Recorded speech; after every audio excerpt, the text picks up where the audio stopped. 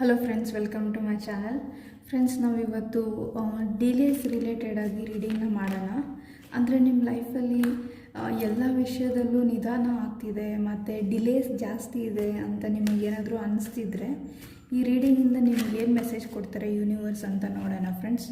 So basically ನಿಮ್ಮ ಲೈಫಲ್ಲಿ ಏನಾದರೂ ನಿಧಾನ ಆಗ್ತಿದೆ, ಯಾವುದಾದ್ರೂ ಒಂದು ಕೆಲಸ, ಅದು ಯಾಕೆ ನಿಧಾನ ಆಗ್ತಿದೆ ಮತ್ತು ಅದರಿಂದ ನೀವು ಏನು ತಿಳ್ಕೊಬೇಕು ಅನ್ನೋದನ್ನು ನೋಡೋಣ. ಸೊ ಲೈಫಲ್ಲಿ ಯಾಕೆ ಡಿಲೇ ಆಗ್ತಿದೆ, ಮ್ಯಾರೇಜ್ ಇರ್ಬೋದು, ಫೈನಾನ್ಸಸ್ ರಿಲೇಟೆಡ್ ಪ್ರಾಬ್ಲಮ್ಸ್ ಇರ್ಬೋದು. ಸೊ ಯಾವುದೇ ಒಂದು ಸಿಚುವೇಷನಲ್ಲಿ ಯಾಕೆ ಡಿಲೇಸ್ ಇದೆ ಅನ್ನೋದನ್ನು ನೋಡೋಣ.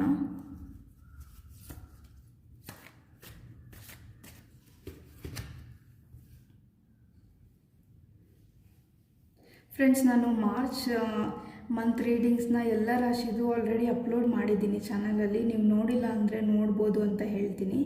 ನನ್ನ ಚಾನಲ್ಗಿನ್ನ ಸಬ್ಸ್ಕ್ರೈಬ್ ಮಾಡಿಲ್ಲ ಅಂದರೆ please subscribe to my channel ಅಂತ ಹೇಳ್ತೀನಿ ಫ್ರೆಂಡ್ಸ್. ಸೊ ಮೂನ್ ಕಾರ್ಡ್ ಬಂದಿದೆ, ಏಸ್ ಆಫ್ ಕಪ್ಸ್ ಕಾರ್ಡ್ ಬಂದಿದೆ, ಸನ್ ಕಾರ್ಡ್ ಬಂದಿದೆ.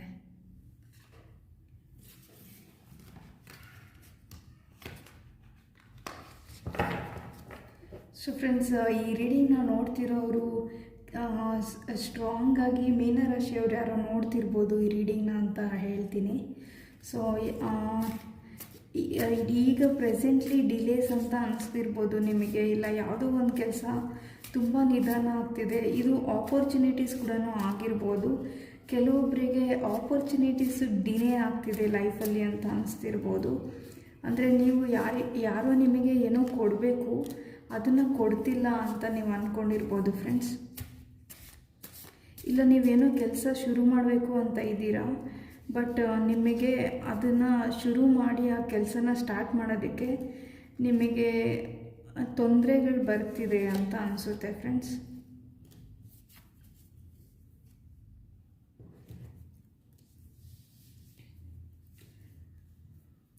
ಸೊ ಕೆಲವೊಬ್ಬರು ಯಾರಾದರೂ ಯಾವುದೋ ಒಂದು ಹೊಸ ಬಿಸ್ನೆಸ್ಸು ಇಲ್ಲ ಹೊಸ ಪ್ರಾಜೆಕ್ಟ್ನ ಸ್ಟಾರ್ಟ್ ಮಾಡಬೇಕಂತ ಇದ್ದೀರಾ, ಬಟ್ ಇದರಿಂದ ನಿಮಗೆ ಯಾರಿಂದನೂ ಪರ್ಮಿಷನ್ ಬೇಕಿದೆ, ನಿಮಗೆ ಆ ಪರ್ಮಿಷನ್ ಸಿಗ್ತಾ ಇಲ್ಲ ಅಂತ ಅನಿಸುತ್ತೆ.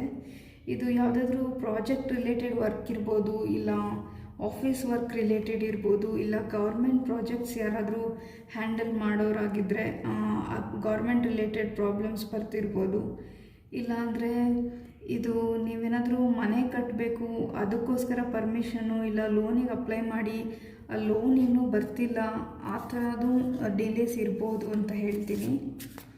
ಸೊ ಇದು ನಿಮಗೆ ಆಪರ್ಚುನಿಟೀಸಲ್ಲಿ ಡಿಲೇ ಆಗ್ತಿದೆ ಕೆಲವರಿಗೆ ಅಂತ ಹೇಳ್ತೀನಿ. ಸೊ ಕರ್ಕಾಟಕ ರಾಶಿ, ವೃಶ್ಚಿಕ ರಾಶಿ ಮತ್ತು ಮೇಷರಾಶಿಯವರು ಕೂಡ ಇರ್ಬೋದು ನೀವು. ಟ್ರೂತ್ ಟು ಬಿ ಟೋಲ್ಡ್ ಅಂತ ಬಂದಿದೆ.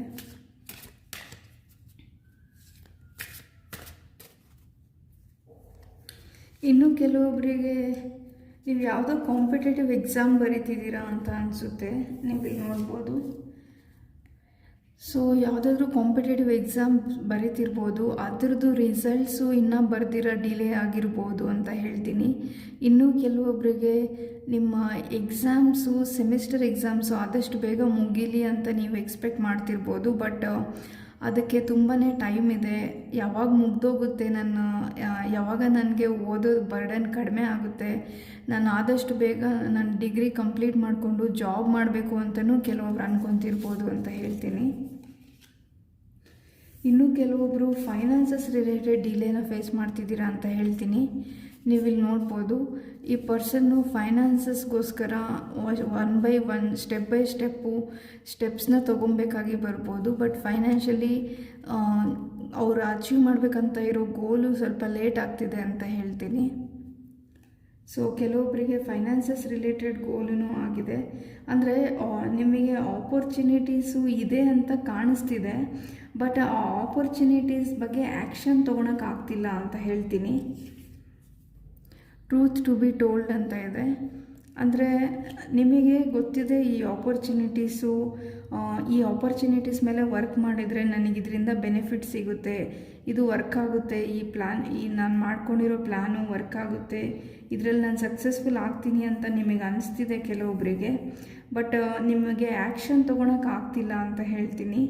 ಇನ್ನೂ ಕೆಲವೊಬ್ಬರಿಗೆ ರಿಲೇಷನ್ಶಿಪ್ಪಲ್ಲಿ ಯಾರಿಗೂ ನೀವು ಕಮಿಟ್ಮೆಂಟ್ನ ಆಫರ್ ಮಾಡಬೇಕಂತ ಇದ್ದೀರಾ, ಅಥವಾ ಬೇರೆ ಯಾರೋ ನಿಮಗೆ ಕಮಿಟ್ಮೆಂಟ್ ಕೊಟ್ಟಿದ್ದಾರೆ, ಬಟ್ ಅವರು ಕೊಟ್ಟಿರೋ ಪ್ರಪೋಸಲ್ನ ಒಪ್ಕೊಳೋದಕ್ಕೆ ನಿಮಗೆ ಟೈಮ್ ಬೇಕಾಗಿ ಬರ್ಬೋದು.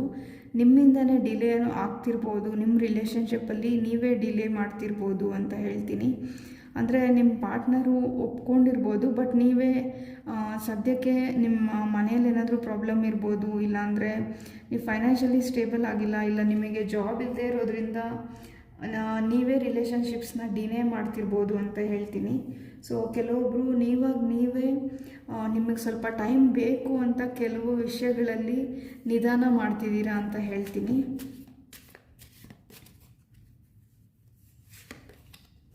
ನೋಡಿ, ಸೋಲ್ಮೇಟ್ಸ್ ಕಾರ್ಡ್ ಬಂದಿದೆ. ಸೊ ಕೆಲವೊಬ್ಬರಿಗೆ ರಿಲೇಷನ್ಶಿಪ್ಪಲ್ಲಿ ಡಿಲೇ ಆಗಿದೆ ಅಂತ ಹೇಳ್ತೀನಿ.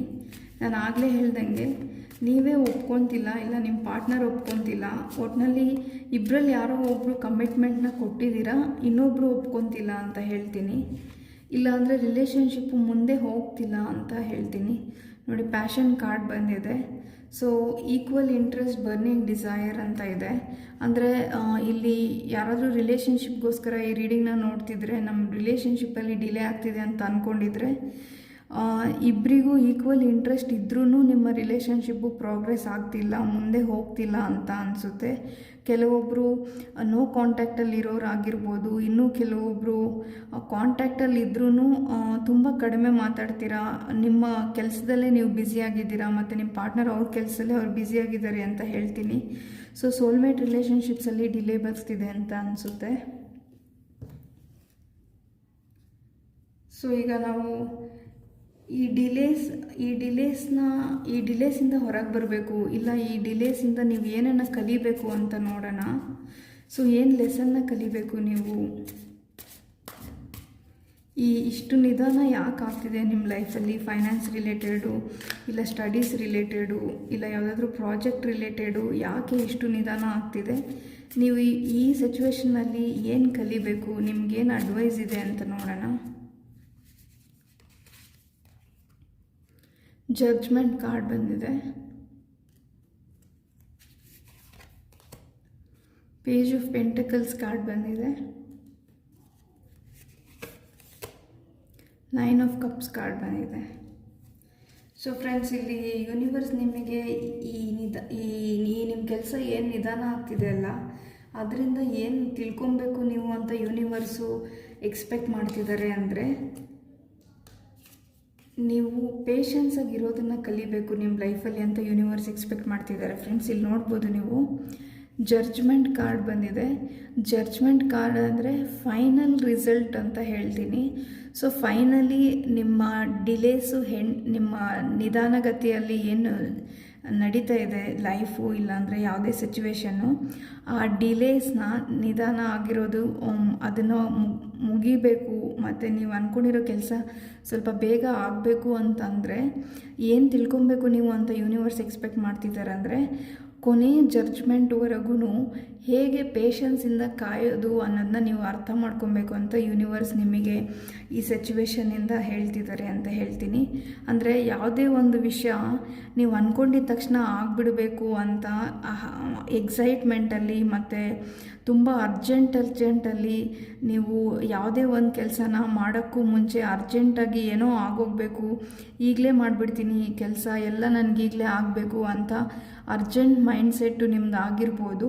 ಸೊ ನೀವು ಸ್ವಲ್ಪ ಪೀಸ್ ಆಫ್ ಮೈಂಡಿಂದ ಪೀಸ್ಫುಲ್ಲಾಗಿ ಯೋಚನೆ ಮಾಡೋ ಥರ ಆಗಬೇಕು ನೀವು. ಮತ್ತು ನಿಮ್ಮ ಲೈಫಲ್ಲಿ ಯಾವುದೇ ಕೆಲಸ ಎಷ್ಟೇ ನಿಧಾನ ಆದರೂ ನಿಮ್ಮ ಮೈಂಡ್ಸೆಟ್ನ ಕ್ಲಿಯರಾಗಿ ಇಟ್ಕೊಬೇಕು. ನೀವು ನೆಮ್ಮದಿಯಾಗಿರೋದನ್ನ ಕಲಿಬೇಕು.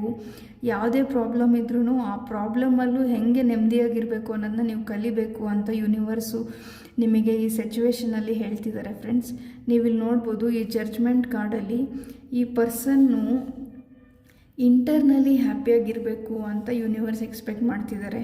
ಸೊ ನಿಮಗೆ ಇಷ್ಟೊಂದು ಡಿಲೇಸ್ ಬಂದರೂ, ಇಷ್ಟೊಂದು ಪ್ರಾಬ್ಲಮ್ಸ್ ಬಂದ್ರೂ, ಈ ಥರ ಸಿಚುವೇಷನ್ನಲ್ಲೂ ನೀವು ನೆಮ್ಮದಿಯಾಗಿರೋದನ್ನು ಕಲಿಬೇಕು. ಅದು ಎಷ್ಟೇ ಅಬ್ಸ್ಟಕಲ್ಸ್ ಇರ್ಬೋದು, ಎಷ್ಟೇ ನಿಧಾನ ಆಗ್ಬೋದು, ಯೂನಿವರ್ಸ್ ಮೇಲೆ ನಂಬಿಕೆ ಇಟ್ಕೊಂಡು ನೀವು ನೆಮ್ಮದಿಯಾಗಿರೋದನ್ನ ಕಲಿಬೇಕು ಅಂತ ಯೂನಿವರ್ಸ್ ಎಕ್ಸ್ಪೆಕ್ಟ್ ಮಾಡ್ತಿದ್ದಾರೆ.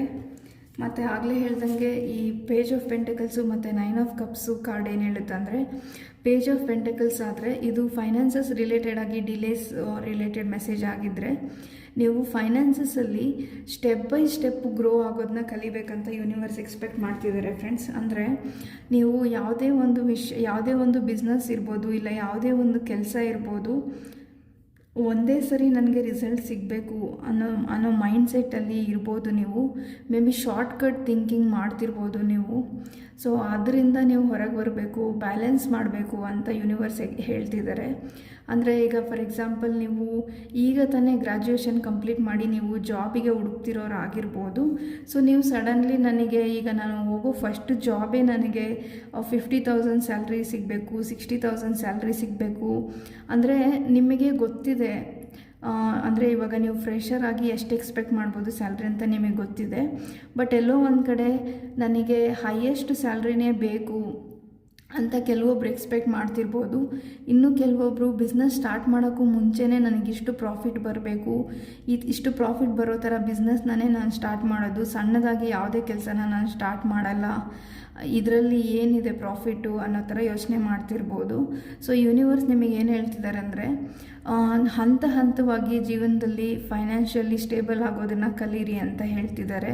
ಅಂದರೆ ಈಗ ಫಾರ್ ಎಕ್ಸಾಂಪಲ್ ನಿಮಗೆ 30,000 ರುಪೀಸ್ ಸ್ಯಾಲ್ರಿ ಬರ್ತಿದ್ರೆ, ಆ 30,000 ರುಪೀಸಲ್ಲಿ ನೀವೆಷ್ಟು ಸೇವ್ ಮಾಡ್ಬೋದು, ಇರೋ 30,000ನ ಹೆಂಗೆ ಉಪಯೋಗಿಸ್ಕೊಳೋದು ಅನ್ನೋದ್ರ ಬಗ್ಗೆ ಗಮನ ಕೊಡಿ. ಅದಾದಮೇಲೆ ನೆಕ್ಸ್ಟು ಸ್ಯಾಲ್ರಿ ಹೈಕ್ ಆದಾಗ, ನೆಕ್ಸ್ಟು ಮುಂದೆ ಹೋದಾಗ ನೀವು ಸ್ಟೆಪ್ ಬೈ ಸ್ಟೆಪ್ಪು ಗ್ರೋ ಆಗ್ತೀರಾ. ಸೊ ಒಂದೇ ಸರಿ ಎಲ್ಲ ಆಗಬೇಕು ಅಂತ ಎಕ್ಸ್ಪೆಕ್ಟ್ ಮಾಡಬೇಡಿ. ನಿಧಾನವಾಗಿ ಸ್ಟೆಪ್ ಬೈ ಸ್ಟೆಪ್ಪು ಗ್ರೋ ಆಗಿ ನಿಮ್ಮ ಹತ್ರ ಏನಿದೆ ಫೈನಾನ್ಸಸ್ ಪ್ರೆಸೆಂಟ್ಲಿ ಅದನ್ನು ಯೂಸ್ ಮಾಡಿಕೊಂಡು ನಿಮ್ಮ ಸೇವಿಂಗ್ಸು ಮತ್ತು ನಿಮ್ಮ ಲೈಫ್ನ ಬ್ಯಾಲೆನ್ಸ್ ಮಾಡಿ ಅಂತ ಯೂನಿವರ್ಸ್ ಹೇಳ್ತಿದ್ದಾರೆ ಫ್ರೆಂಡ್ಸ್. ಇಲ್ಲಿ ನೋಡಿ 9 ಆಫ್ ಕಪ್ಸ್ ಬಂದಿದೆ. ಸೊ ಯೂನಿವರ್ಸ್ ನಿಮಗೆ ಏನು ಹೇಳ್ತಿದ್ದಾರೆ ಅಂದರೆ, ಯಾವುದೇ ಒಂದು ವಿಷಯದಲ್ಲಿ ರಿಲೇಷನ್ಶಿಪ್ ಆಗಿರ್ಬೋದು, ಫೈನಾನ್ಸಸ್ ಆಗಿರ್ಬೋದು, ಇಲ್ಲ ಬಿಸ್ನೆಸ್ ಆಗಿರ್ಬೋದು, ಇಲ್ಲ ಯಾವುದಾದ್ರೂ ಪ್ರಾಜೆಕ್ಟ್ಸ್ ಆಗಿರ್ಬೋದು, ಮನೆ ಕಟ್ಟೋ ವಿಷಯ ಆಗಿರ್ಬೋದು, ಇದೆಲ್ಲದರಲ್ಲೂ ನಿಧಾನ ಆಗ್ತಿದೆ, ಈ ಕೆಲಸ ಆಗುತ್ತಾ ಇಲ್ವಾ ಅಂತ ಕೊನೆಯದಾಗಿ ಈ ಕೆಲಸ ಆಗುತ್ತೋ ಇಲ್ವೋ ಅಂತ ನಿಮ್ಮ ಮೇಲೆ ನೀವೇ ನಂಬಿಕೆ ಕಳ್ಕೊಂಡಿದ್ದೀರಾ ಕೆಲವೊಂದು ವಿಷಯಗಳಲ್ಲಿ ಅಂತ ಹೇಳ್ತೀನಿ. ಸೊ ತುಂಬಾ ನಿಧಾನ ಆಗಿದೆ ಯಾವುದೋ ಕೆಲಸಗಳು ನಿಮ್ಮ ಲೈಫಲ್ಲಿ. ಅದರಿಂದ ನನಗೆ ಈ ರಿಲೇಷನ್ಶಿಪ್ಪು ಬೇಡ, ಮತ್ತು ಈ ಪ್ರಾಪರ್ಟಿ ಬೇಡ, ಇದು ಯಾವುದೂ ಬೇಡ, ಆದರೆ ಆಗಲಿ, ಹೋದರೆ ಹೋಗಲಿ ಅನ್ನೋ ಥರ ಮನಸ್ಥಿತಿಗೆ ನೀವು ಬಂದಿರ್ಬೋದು. ಬಟ್ ಯೂನಿವರ್ಸ್ ನಿಮಗೆ ಹೇಳ್ತಿದ್ದಾರೆ, ಇಲ್ಲಿ 9 ಆಫ್ ಕಪ್ಸ್ ಬಂದಿದೆ ನೋಡಿ. 9 ಆಫ್ ಕಪ್ಸ್ ಬಂದುಬಿಟ್ಟು ವಿಶ್ ಫುಲ್ಫಿಲ್ಮೆಂಟ್ ಕಾರ್ಡ್ ಅಂತ ಹೇಳ್ತೀವಿ. ಸೊ ನಿಮ್ಮ ಕನಸು ನೀವು ಏನಿದೆ, ನಿಮ್ಮ ಡಿಸೈರ್ ಡೆಫಿನೆಟ್ಲಿ ಫುಲ್ಫಿಲ್ ಆಗುತ್ತೆ. ಬಟ್ ಪೇಷನ್ಸಿಂದ ಇರಬೇಕು ನೀವು ಅಂತ ಹೇಳ್ತಿದ್ದಾರೆ. ಸೊ ಕೆಲವೊಬ್ಬರು ಪ್ರಯತ್ನ ಮಾಡೋದನ್ನು ಬಿಡಬೇಡಿ, ನಿಧಾನ ಆಗ್ತಿದೆ ಕೆಲಸ ಅಂತ ಪ್ರಯತ್ನ ಮಾಡೋದನ್ನ ಬಿಡಬೇಡಿ. ಡೆಫಿನೆಟ್ಲಿ ನಿಮಗೆ ಇದರಲ್ಲಿ ಪ್ರೋಗ್ರೆಸ್ ನೋಡೋಕ್ಕೆ ಸಿಗುತ್ತೆ ಅಂತ ಹೇಳ್ತೀನಿ. ಸೊ ಮೇ ಬಿ ಇನ್ನೊಂದು 19 ಡೇಸ್ ಇಲ್ಲ ಮಾರ್ಚ್ 29th ಆದಮೇಲೆ ನಿಮಗೆ ಸ್ವಲ್ಪ ಪ್ರೋಗ್ರೆಸ್ ನೋಡೋಕ್ಕೆ ಸಿಗ್ಬೋದು ನಿಮ್ಮ ಡಿಲೇಸಲ್ಲಿ ಅಂತ ಹೇಳ್ತೀನಿ ಫ್ರೆಂಡ್ಸ್. ಸೊ ಇನ್ನು ಕೆಲವೊಂದು ಕಾರ್ಡ್ಸ್ನ ನೋಡೋಣ. ಸೊ ಇನ್ನು ಏನು ಮೆಸೇಜಸ್ ಇದೆ ಯೂನಿವರ್ಸಿಂದ ಅಂತ.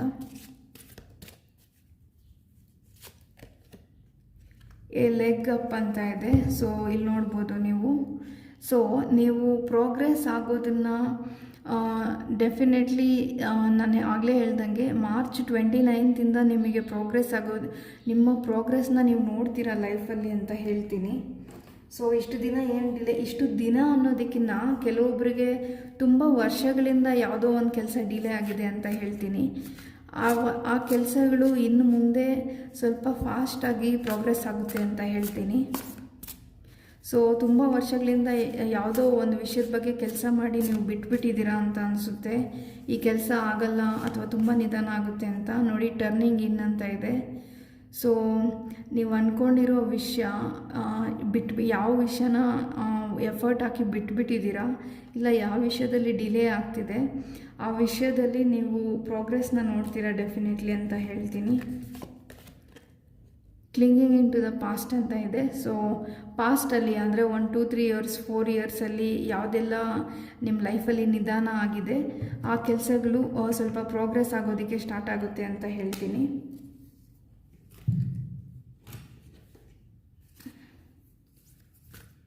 ಈಗ ಯೂನಿವರ್ಸ್ ಮೆಸೇಜ್ ಏನಿದೆ ಅಂತ ನೋಡೋಣ. ಅಂದರೆ ಈಗ ಪ್ರೆಸೆಂಟ್ಲಿ ನೀವೇನು ತಿಳ್ಕೊಬೇಕು ಈ ಡಿಲೇ ಬಗ್ಗೆ, ಏನು ಮೆಸೇಜ್ ಇದೆ ಅಂತ ನೋಡೋಣ. ನೋಡಿ ಫ್ರೆಂಡ್ಸ್, ನಾನು ನಿಮ್ಗೆ ಅವಾಗಲಿಂದ ಹೇಳ್ತಾ ಇದ್ದೀನಿ, ಅಂದರೆ ಸಕ್ಸಸ್ ಸಿಗುತ್ತೆ, ಪ್ರೋಗ್ರೆಸ್ ಆಗುತ್ತೆ ಅಂತ ನಾನು ಇಷ್ಟೊತ್ತು ನಿಮ್ಗೆ ಹೇಳ್ತಿದ್ದೆ. ಇಲ್ಲಿ ನೋಡಿ, ಈ ಕಾರ್ಡಲ್ಲೇ ಇದೆ ನೋಡಿ, success, public recognition, progress, self confidence. So ಈ ಕಾರ್ಡು 6 ಆಫ್ ವ್ಯಾಂಡ್ಸ್ ಕಾರ್ಡು ವಿಕ್ಟರಿನ ರೆಪ್ರೆಸೆಂಟ್ ಮಾಡುತ್ತೆ. ಇಲ್ಲಿ ನೋಡ್ಬೋದು ನೀವು, you have achieved your goals with a public acknowledgement for your efforts. It may be small attention but a big boost to your confidence and gives you the strength to continue your endures. So ನೋಡಿ, ನಾನು ಆಗಲಿಂದ ನಿಮ್ಗೆ ಹೇಳ್ತಾನೆ ಇದ್ದೀನಿ progress ಆಗುತ್ತೆ, ನಿಮ್ಮ ಡಿಲೇಸು end ಆಗುತ್ತೆ ಅಂತ. So ಇಲ್ಲಿ ನೋಡಿ, ಫೈನಲಿ ನಿಮಗೆ ಸಕ್ಸಸ್ ಕಾರ್ಡ್ ಬಂದಿದೆ. ಡೆಫಿನೆಟ್ಲಿ ಈ ನಿಧಾನ ಏನಿದೆ ಇದು ಎಂಡ್ ಆಗಿ ಸ್ವಲ್ಪ ಪ್ರೋಗ್ರೆಸ್ ಆಗುತ್ತೆ ನಿಮ್ಮ ಲೈಫಲ್ಲಿ ಅಂತ ಹೇಳ್ತೀನಿ ಫ್ರೆಂಡ್ಸ್. ಸೊ ಈಗ ನಾನು ಶಿವ ಮೆಸೇಜಸ್ ಏನಿದೆ ನೋಡೋಣ ಬನ್ನಿ. ಸೊ ನಿಮ್ಮ ಡಿಲೇ ರಿಲೇಟೆಡು ಶಿವ ಮೆಸೇಜಸ್ ಏನಿದೆ ಅಂತ ನೋಡೋಣ.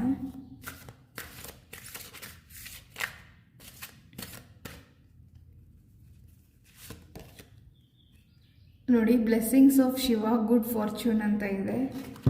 ಇಲ್ಲಿ ನೋಡ್ಬೋದು ನೀವು, may the benevolent blessings of Lord Shiva continually illuminate your path. You are regarded as a cherished child of the divine deity bestowed with his divine grace. So ನಿಮಗೆ ಇಷ್ಟು ವರ್ಷಗಳಿಂದ ಅಥವಾ ಇಷ್ಟು ದಿನಗಳಿಂದ ಕಾದಿರೋದ್ರಿಂದ ನಿಮ್ಮ ಬ್ಲೆಸ್ಸಿಂಗ್ಸು ನಿಮಗೆ ಗುಡ್ ಫಾರ್ಚೂನ್ ಆಗಿ ಲೈಫಲ್ಲಿ ಬರ್ತಿದೆ ಅಂತ ಹೇಳ್ತೀನಿ.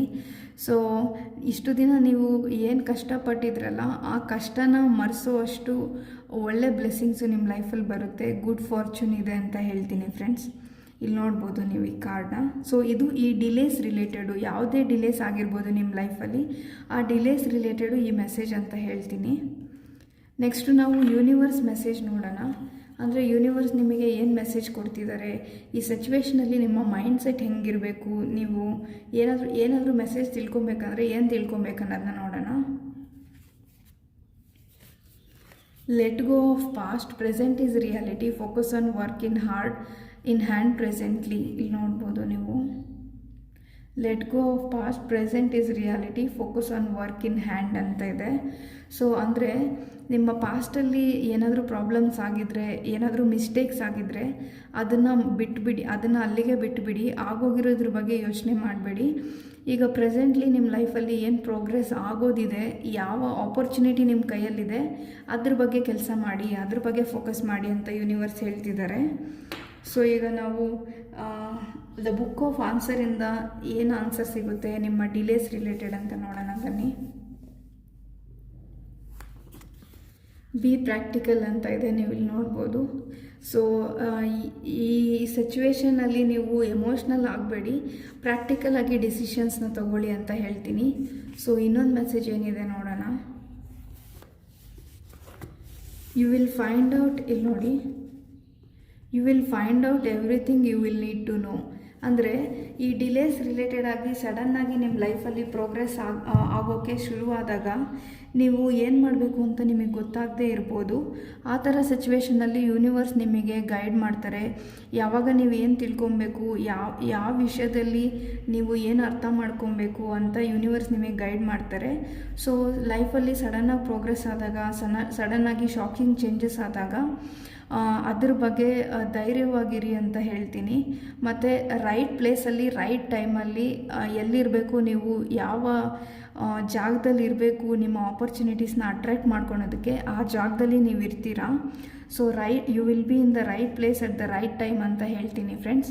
ಸೊ ಇದು ಇವತ್ತಿನ ರೀಡಿಂಗ್ ಆಗಿತ್ತು ಅಂತ ಹೇಳ್ತೀನಿ ಫ್ರೆಂಡ್ಸ್. ಈ ರೀಡಿಂಗು ನಿಮಗೆ ರೆಸೊನೇಟ್ ಆಗಿದ್ದರೆ ಮತ್ತು ಈ ಮೆಸೇಜಸ್ಸು ನಿಮಗೆ ರೆಸೊನೇಟ್ ಆಗುತ್ತೆ ಅಂತ ನಿಮಗೆ ಅನಿಸಿದರೆ ಥ್ಯಾಂಕ್ ಯು ಯೂನಿವರ್ಸ್ 1111 ಅಂತ ಟೈಪ್ ಮಾಡಿ ಕಮೆಂಟ್ ಮಾಡಿ ಅಂತ ಹೇಳ್ತೀನಿ. So thank you for watching friends. ನೀವು ಇನ್ನೂ ಸಬ್ಸ್ಕ್ರೈಬ್ ಮಾಡಿಲ್ಲ ಅಂದರೆ ಪ್ಲೀಸ್ ಸಬ್ಸ್ಕ್ರೈಬ್ ಮಾಡಿ ಅಂತ ಹೇಳ್ತೀನಿ. Thank you for watching friends.